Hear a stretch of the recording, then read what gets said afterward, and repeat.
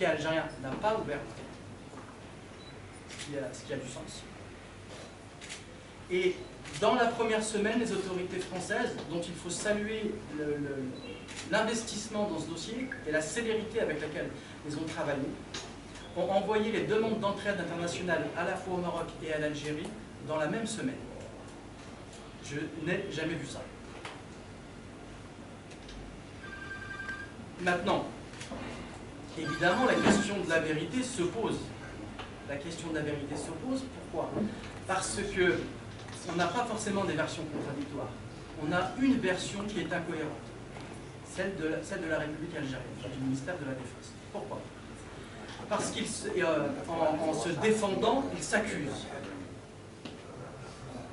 Parce que en droit international, et particulièrement quand on se réfère au texte onusien, et notamment à un certain protocole qui est à destination des responsables de l'exécution des lois, c'est comme ça qu'il s'appelle, vous avez des règles à respecter.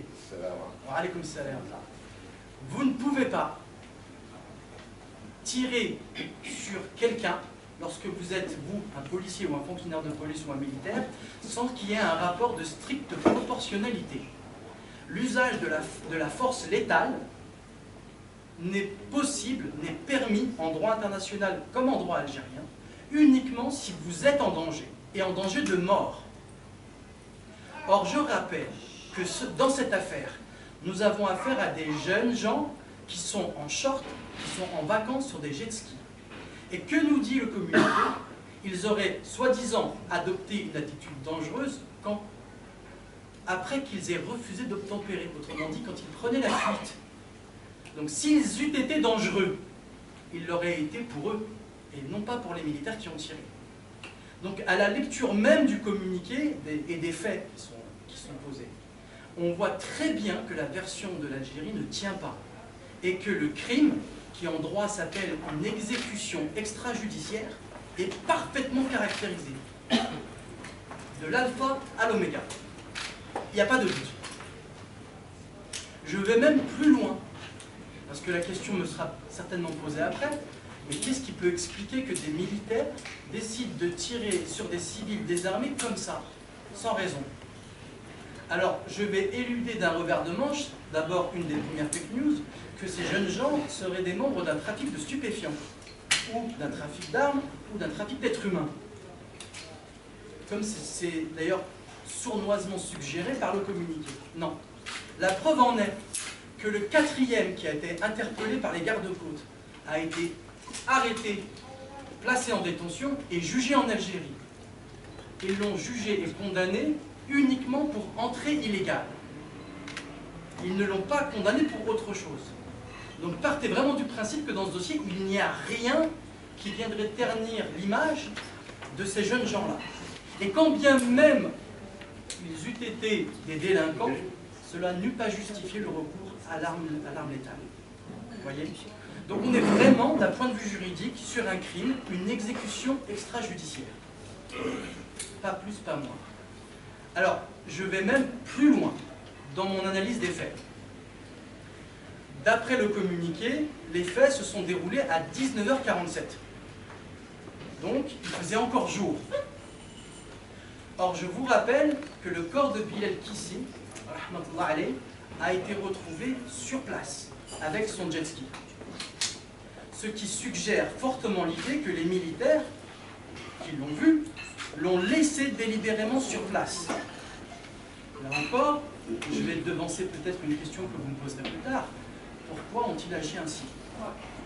La question est simple. Ils n'ont pas laissé un cadavre, ils ont laissé un message. Ils n'ont pas laissé un cadavre, ils ont laissé un message. Qu'est-ce que le message? Chacun est libre de faire son opinion.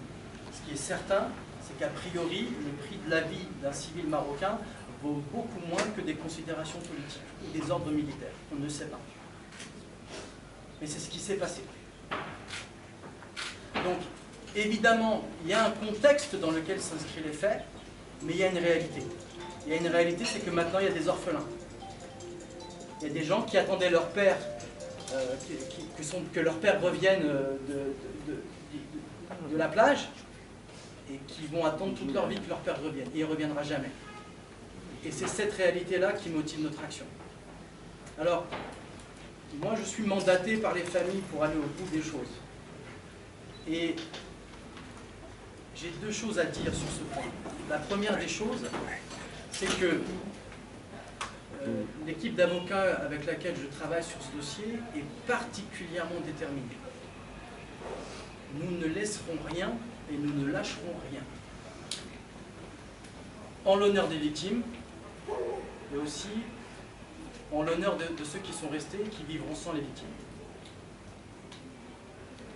La deuxième des choses, c'est que non seulement nous n'allons rien lâcher, mais nous allons porter cette affaire au-delà de l'oubli. Et nous allons compter sur vous. Parce que le combat que nous menons, c'est un combat peut-être que nous n'en aurons pas d'aussi noble de toute notre vie. Et nous allons compter sur vous pour que vous transmettiez les bonnes informations et que vous informiez les opinions publiques de ce que nous faisons.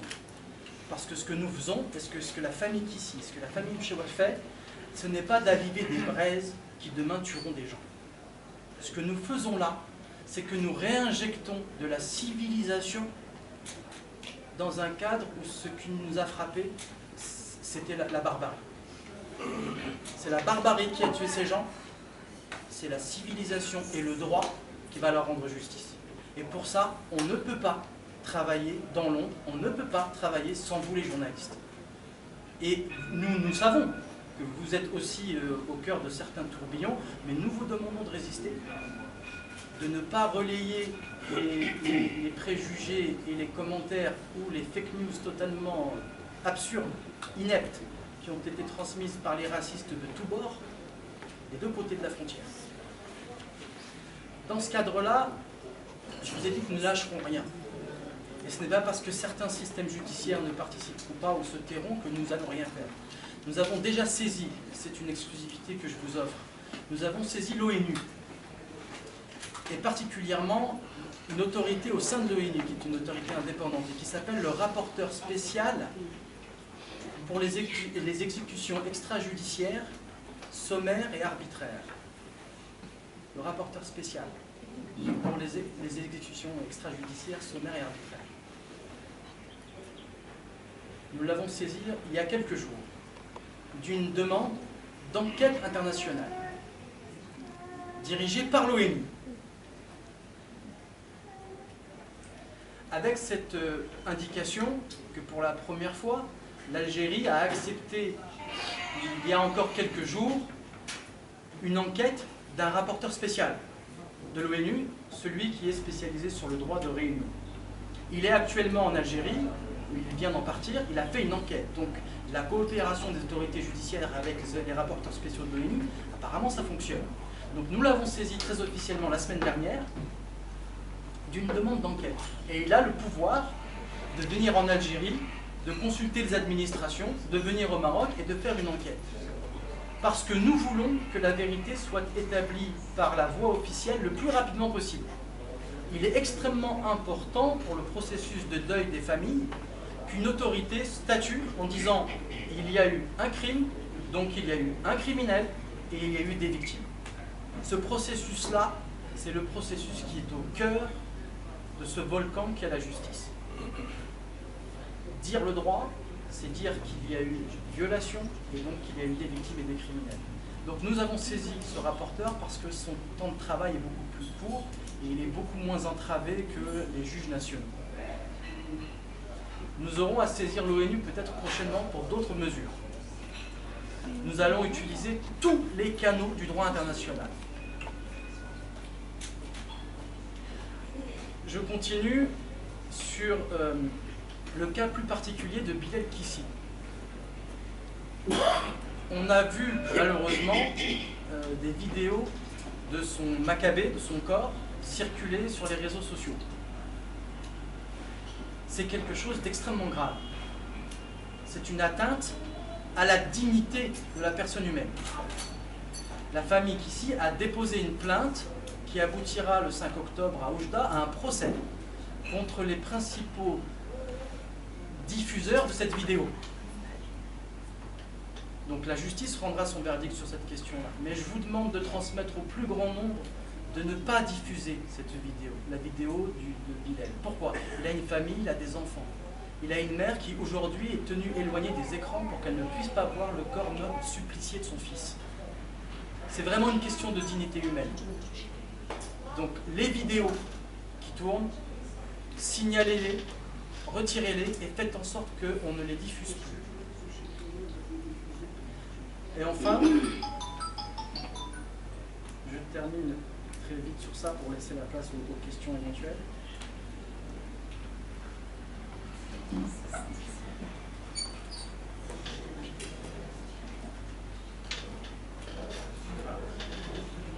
Donc, pour terminer, voilà la stratégie, vous avez compris. Nous ne sommes pas des acteurs d'un conflit international. En revanche, nous allons utiliser le droit international pour établir dans un premier temps la justice, pardon, la vérité, puis dans un second temps la justice. Et nous comptons évidemment sur le soutien de tout le monde, parce que vous l'avez compris, ce n'est pas un crime de droit commun, c'est un crime politique. La réponse, ce n'est pas seulement la famille et les avocats qui allons la porter, c'est toute la société, et la société internationale qui va la porter. Que ce crime, s'il devait être couvert par les autorités algériennes, soit l'équivalent de Lockerbie en Libye. On ne laisse pas passer cela. Et je le dis en ayant moi-même des racines algériennes. Qu'on ne laisse pas passer ce drame. Que personne n'oublie que des jeunes étaient venus de France passer des vacances et qu'on leur a tiré dessus à l'arme lourde, sans aucune raison.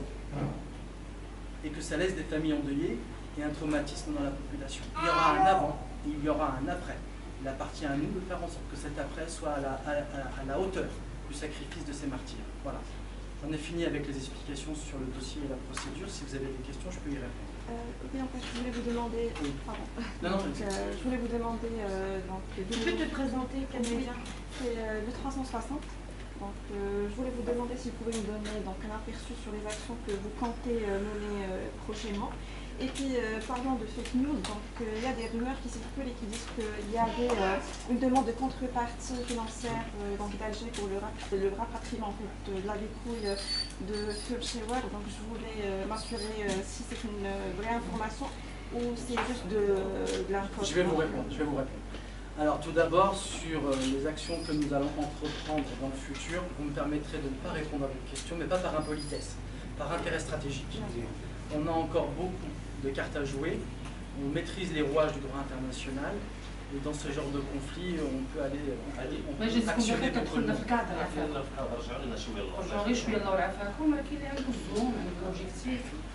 Et s'agissant de la question des fake news et s'agissant de la restitution du corps, votre question tombe de manière idoine puisque ça me permet de faire une transition. Nous avons mandaté un avocat algérien du barreau d'Alger pour identifier les autorités qui s'occupent du corps. Après maintes diligences à Alger au niveau des ministères, on nous a assuré premièrement que l'affaire ne serait pas traitée de manière politique, sinon elle aurait été traitée à Alger, et ils nous ont donc renvoyé aux autorités locales de la wilaya de Tlemcen, et notamment auprès du parquet militaire, puisque ce dossier est traité par le parquet militaire. Nous avons rencontré les autorités de la wilaya, du parquet civil et du parquet militaire. Et on nous a dit qu'il fallait simplement enclencher la procédure. La procédure est en deux temps. Il faut d'abord procéder à une identification du cadavre officiel, puis l'obtention d'un acte de décès, puis après les formalités de rapatriement. Avec cette précision que des morts algériens au Maroc rapatriés en Algérie, il y en a. Wahid Bouzidi le comique en est un exemple. Vous avez aussi des morts, parfois sans papier, qui décèdent en Algérie, qui sont rapatriés au Maroc, même en dépit de la rupture des relations diplomatiques. Ça fonctionne. Nous avons pris la tâche avec le consulat marocain de Sidi Bel Abbès, qui est territorialement compétent. Et je dois féliciter les autorités consulaires, puisqu'effectivement elles se dévouent actuellement vraiment dans l'ombre, hein, mais elles font beaucoup de travail.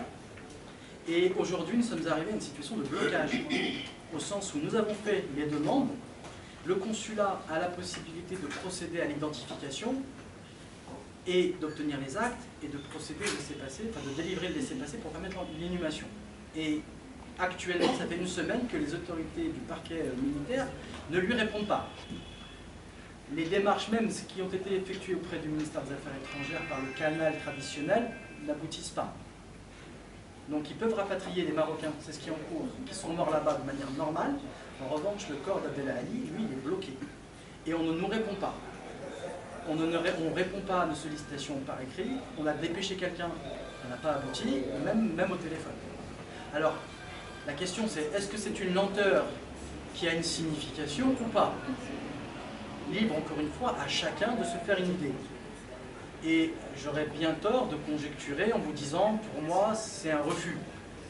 Ce que je constate, c'est que si le dossier n'est pas traité de manière politique, certes, il n'a pas été solutionné avec une volonté politique.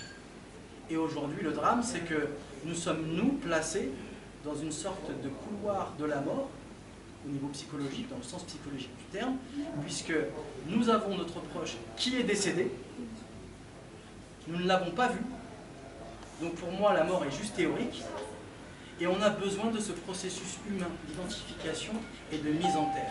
Le rite en lui-même, on en a besoin. Et on sait qu'il est détenu, on pourrait même dire séquestré, sans raison, de l'autre côté de la frontière, dans une morgue, dans un frigo. Et ça fait 1 mois. Et ça fait 1 mois que la famille revit le drame en permanence, puisqu'on ne peut pas aboutir.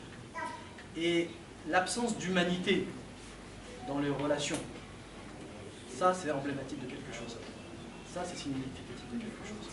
Donc, pour répondre à ça, et pour que cette affaire ne reste pas entre le secret professionnel des avocats et les autorités consulaires, nous avons, la famille Mchiwala a rédigé une lettre ouverte au président algérien pour lui expliquer qu'il y a dans une de ces morgues un cadavre marocain qui n'a rien à faire, dans cette morgue-là. Cette lettre ouverte est diffusée, comme on dit, urbi et orbi, à tout le monde, pour que l'opinion publique algérienne, qui elle est extrêmement sensible à la question de la mort, puisse dire non. Il n'y a aucune raison que nos autorités militaires décident de garder par devers eux un cadavre, comme si c'était une mesure de rétorsion pour punir quelqu'un. On ne fait pas de chantage politique avec un cadavre, ça ne se fait pas. Ni dans notre tradition religieuse, qui est celle de l'islam, ni dans notre tradition humaniste, qu'on partage avec le monde entier. Ça ne se fait pas, il n'y a aucune excuse possible. Et l'opinion publique algérienne va être informée de ça aujourd'hui, en espérant que ça enclenche quelque chose auprès des dirigeants algériens. Voilà. Donc si j'ai bien saisi, donc il y a un souci de lenteur de procédure, plus de demande de contrepartie financière. Non, pardon, effectivement j'avais oublié cet aspect parce que pour moi il est dérisoire. On n'a jamais eu de demande de rançon. Il ne faut pas non plus tomber dans une sorte de vie rationnelle totale. On a affaire à des administrations qui travaillent au moins avec les apparences de la légalité. On n'a jamais été approché pour une rançon quelconque. C'est un dossier qui a une importance trop grande pour être traité comme ça. Voilà. Donc non, c'est totalement fantasmé. C'est une fake news dont on a identifié l'auteur puisqu'il était ici, sur lequel on a intervenu pour qu'il arrête de diffuser des informations dans un dossier sur lequel il n'était pas saisi. تفهمني فاهمك شو؟ وغريبي بطبيعة الحال. لا انا جزائري. اوكي. دونك قلتي اننا ما كنديروش الشونطاج باللي كادافر بالجثث، لا من اخلاقنا لا من مبادئنا لا من الدين ديالنا حنا كمغاربه. واش هما بغاو يديروا معنا الشونطاج بالكادافر ديال عبد العال؟ Non, en fait, on ne peut pas dire qu'ils font un chantage. Personne aujourd'hui peut dire quelles sont les intentions. On a affaire à une administration. On a des cas où un cadavre marocain a été rendu au Maroc après 2 mois. Il est possible que ce soit juste une lenteur. On n'a pas la preuve que c'est une décision politique de rétention. Il faut être juste. En revanche, je vous dis, il y a une absence de volonté politique de résoudre l'affaire rapidement. Ça, c'est établi. Puisqu'on fait des démarches et on ne nous répond pas. On nous dit, on vous rappelle et on ne nous rappelle jamais. Donc on peut au moins déduire que là, à défaut d'une opposition politique, il y a un refus de collaborer vite. واكيد ان هاد لا كولابوراسيون فيت لان نورمالمون حنا كيكونوا دول هي بعيده على المغرب واحد المسافه ديال طويله وملي كيتوفى شي شخص تما وفاه عديه او بجريمه يعني كيتم التفاعل والتجاوب السريع لان هذه جثه واكرام الميت دفنوه وخصوصا ان بلدين اسلاميين دابا ما كاينش جواب لا كومونتير لا حتى شي حاجه دونك يعني في نظركم انت كمحامي فرنسا وكجزائري فين غادي الامور؟ واش كاين شي امل اننا نجيبوا الجثه ديال عبد العالي؟ واش كاين شي امل اننا تكون العداله في هذه القضيه ديال هاد الشابين المغربيين؟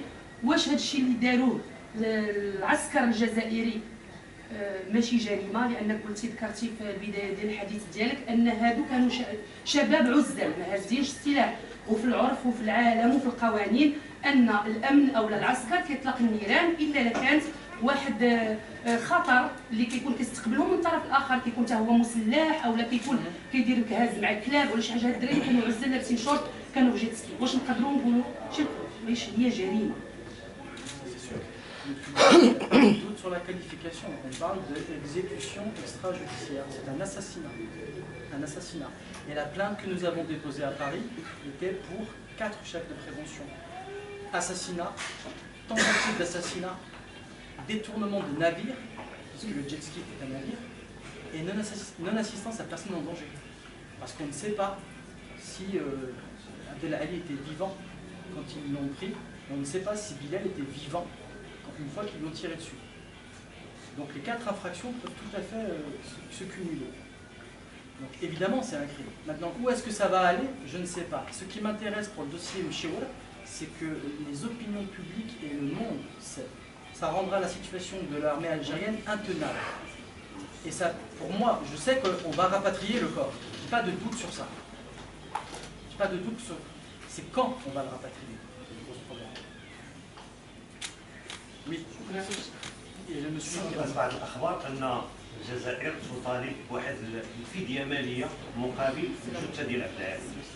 واش هذا الشيء صحيح ولا لا؟ توتالمون فوق. هذا سؤال. السؤال الثاني، واش الجزائر كتعتبر راسها فوق القانون بهذا الشيء اللي دارت؟ قتل عزل وما بغاوش يسلموا الجثة ديالهم للأهل ديالهم. Je vais vous répondre parce que votre question est un peu politique. Mais je vais vous répondre un peu de travers, vous m'excuserez. D'abord, vous faites une erreur quand vous formulez votre question. Ce n'est pas l'Algérie qui a tué. L'Algérie, c'est une nation, c'est un État, c'est un peuple. Sinon, vous tombez dans les généralités. Ce n'est pas les Algériens, c'est pas l'Algérie qui a tué le Maroc, d'accord. C'est des criminels qui ont tué des victimes, de nationalité algérienne d'un côté, de nationalité marocaine de l'autre, d'accord. Les militaires en question ont agi. Est-ce qu'ils ont agi dans le cadre d'un plan? Est-ce qu'ils ont agi, vont les défendre? Nous le verrons au cours de la procédure. Et seulement à ce moment-là, nous saurons et nous pourrons dire que c'est un crime d'État ou un crime politique ou un crime de droit commun. D'accord? Donc c'est pas tout de suite qu'on le saura. Mais ne tombez pas dans la manière dont vous formulez les questions, ou vous posez les problèmes dans les généralités, parce que les mauvaises questions amènent les mauvaises réponses. S'agissant ce que j'ai dit, je vous le redis à vous, non, il n'y a jamais eu de demande de rançon pour obtenir le cadavre. Ça, c'est une information qui est fausse. مع كامل احتراماتي للجواب ديالك، ولكن انا ما كنخلطش الامور، لان الجزائر ما خرجتش لنا ببيان وما قالتش لنا ان هذوك راه مجرمين، انهم تجاوزوا القانون وانهم غيتعاقبوا. لو كان خرجت الجزائر بشي بيان اللي غتوضح لنا فيه الحقيقه غادي نقولوا ماشي الجزائر، ولكن مادام الجزائر ما خرجاتش كحكومه بيان تفند ان هذوك الناس راه داروا شي حوايج اللي شخصيه اللي هما مجرمين غادي يتعاقبوا ولا دونك هنا الجزائر مسؤوله. C'est pas question de politique. Non, mais votre raisonnement est faux. Si vous me permettez, c'est un sophisme. C'est-à-dire que vous partez d'un raisonnement et puis vous vous trompez à mi-chemin. C'est pas comme ça que ça fonctionne. C'est pas vous qui décidez de dire si l'Algérie prouve que, etc., ils sont pas coupables, etc. Le processus d'établissement de la vérité et donc le processus de justice internationale prend du temps. Ça se fait dans le cadre d'un débat contradictoire, avec des faits. Avec des faits. Là, on sait déjà que la version officielle, qui pourra changer, elle pourra changer. Ce n'est pas un communiqué de la présidence, c'est un communiqué du ministère de la Défense. Donc, c'est la présidence qui va engager l'État et nous verrons dans les mois qui viennent quelle va être l'attitude et la posture des gouvernants algériens. Inch'Allah, on le verra. Et nous, on se bat pour les amener à prendre une position. Et après, vous, moi, tout le monde, nous en tirerons les conséquences. D'accord? Il y avait madame. Alors, quand ça me de l'AFP, j'ai plusieurs questions à vous poser. La première, c'est par rapport au rapporteur onusien dont vous avez parlé tout à l'heure et qui s'est déplacé en Algérie. C'est pas le mien. Oui, oui, mais est-ce que vous pouvez nous expliquer un peu plus par rapport justement à celui qui s'est déplacé en Algérie, il a fait quoi? Et quel est le titre Alors, j'ignore la raison, enfin le plaignant qui l'a fait venir, je ne suis pas au courant des faits originaux. Ce n'est pas par rapport à l'affaire Absolument pas. Ah, ok. Il est spécialisé, lui, en fait les rapporteurs spéciaux, c'est des mécanismes de l'ONU sur la question des droits de l'homme, où vous avez un rapporteur spécial sur la discrimination, etc. Et ils vont dans des pays quand ils sont sollicités pour faire des enquêtes qui sont très sérieuses avec les moyens qui sont. Par exemple, je rends hommage au professeur Jean Ziegler, qui était le rapporteur sur le droit à l'alimentation, et qui, si vous lisez sa littérature, vous comprendrez comment il travaille. Donc nous avons saisi un rapporteur qui est compétent pour nos faits. C'est celui qui est compétent pour les exécutions extrajudiciaires, sommaires et arbitraires. Et vous n'avez pas de retour pour l'instant? Non, on vient de le saisir. On vient de le saisir. Okay.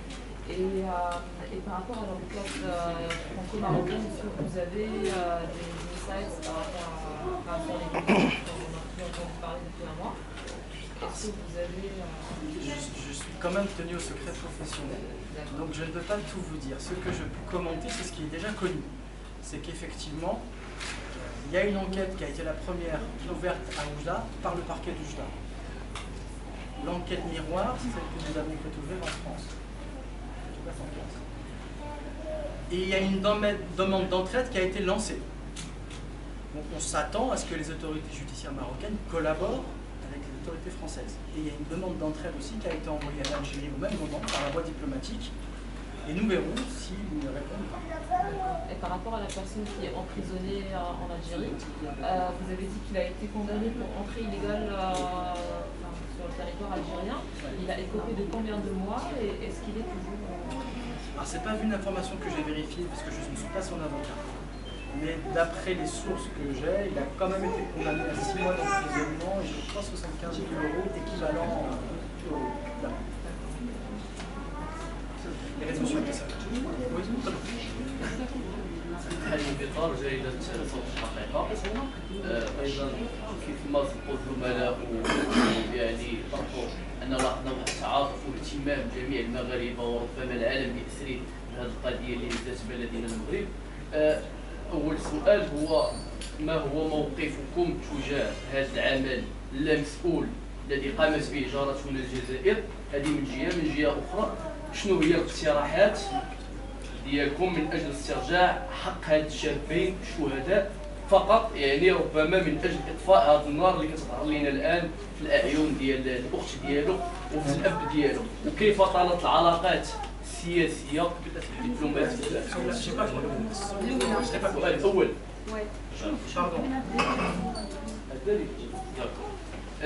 قلت كيف ما شاروا الزملاء انه لاحظنا واحد التعاطف واهتمام جميع المغاربه بأسري بهذه القضيه هذه. هذه القضيه اللي هزات البلد ديالنا المغرب وربما هزات العالم بأسره. اولا فما هو موقفكم؟ ما هو الموقف ديالكم تجاه هذا العمل اللامسؤول الذي يعني قامت به جارتنا الجزائر؟ هذه من جهه. من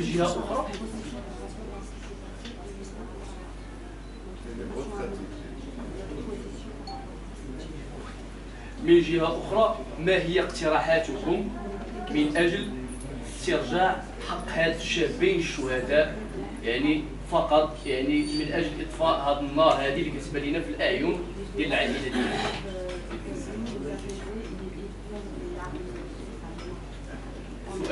سؤالي الثالث والاخير، كيف طالت العلاقات السياسيه يعني انها تختلط مع وتكون ضحيه ديالها هاد الشهداء اللي يعني ما عندهم حتى شي علاقه. فوالا هذا ما Je vais passer par ce qui va apaiser les familles. D'après mon expérience, comme on dit, tant qu'il y a une personne pour revendiquer un droit, le droit existe. Ce qui va apaiser la famille, c'est d'abord de se battre pour la vérité et la justice. Elles ont déjà commencé à le faire. Et je dois à la vérité de vous dire qu'elles le font avec une noblesse que j'ai rarement vue, une dignité que j'ai rarement vue. Compte tenu de la violence de ce qu'ils ont subi, j'espère que l'histoire leur rendra grâce de ça. Deuxièmement, la solidarité. La solidarité de tout le monde. Pas simplement des Marocains, parce qu'il faut sortir du logiciel clivant marocain, algérien. Là, on parle de tous les hommes qui sont épris de justice. Et vous allez en trouver beaucoup en Algérie, et beaucoup d'amis des défunts étaient algériens et sont venus. Donc il n'y a pas une barrière pour le coup, comme je voudrais, où on a les Algériens d'un côté et les Marocains de l'autre. Dans ce dossier-là, en fait, on a tous ceux qui sont épris de justice, de liberté d'un côté, et vous avez les gens qui sont aveuglés par le racisme, le nationalisme de l'autre. C'est ça la frontière. Troisième question. La troisième, Les relations politiques. كيف طالت العلاقات السياسيه يعني انها تكون ضحيه ديالها هاد الشابين هاد. Nous, on sait que notre dossier s'inscrit dans ce contexte-là. Mais aucun de mes clients n'est politique, et moi non plus, je suis avocat. Je n'ai pas d'analyse politique à faire sur ça. J'ai des souhaits à exprimer. Moi, les souhaits que j'exprime et les combats que je mène, c'est pour que les autorités judiciaires des deux pays travaillent de manière honnête, transparente, et qu'on puisse rendre justice à des gens qui sont victimes d'une injustice. Il n'y a pas de drapeau. Il n'y a pas de drapeau autre que celui de la justice dans ce dossier. Donc voilà notre position. Monsieur. وي السؤال كيتعلق كرجل ديال القانون كمحامي غادي نناقشوا الموضوع في الاطار القانوني ديالو. شاب تحكم بدون محاكمه عادله غادي ندرجوا باش الراي العام يتبع معنا. تمنينا نشوفوا تعليقات الناس، الكل يتكلم. لماذا لم تكن اللغه العربيه كاساس باش تعم الفائده اكثر؟ السؤال ندخلوا للسؤال.